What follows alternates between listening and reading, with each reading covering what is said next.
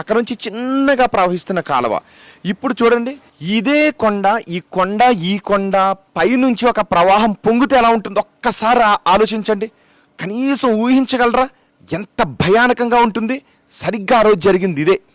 ఈ కాలువ, ఆ ఎగువను కురిసిన వర్షాలు అక్కడ నుంచి ఉధృతంగా ఈ కొండంత ఎత్తున నీటి ప్రవాహం వచ్చింది. అప్పుడు ఏమవుతుంది, ఇప్పుడు నేను నిలబడ్డ ఇల్లు అమాంతం కొట్టుకుని వెళ్ళిపోయింది అనమాట. అందుకే ఇప్పటికీ అక్కడ కొన్ని ఇల్లు సగం కొట్టుకుని వెళ్ళిపోయాయి, కొన్ని ఇల్లు నామరూపాలు లేకుండా మారిపోయి. ఇక్కడ ఒక ఇల్లు ఉండేది, గుడి ఉండేది, బడి ఉండేది అని నేను చెప్పాను కదా.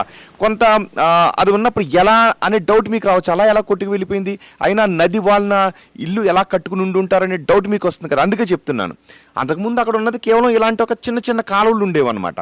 అవి ఈ కొండంత ఎత్తున నీటి ప్రవాహం ప్రవహించేటప్పటికి ఇప్పుడు నేను నిలబడ్డ ఇల్లు కూడా అమాంతం వెళ్ళిపోయింది. ఆనవాళ్ళు లేకుండా ఇలాంటి ఒక ఊరు మాయమైపోయిన పరిస్థితి అక్కడ ఉంది.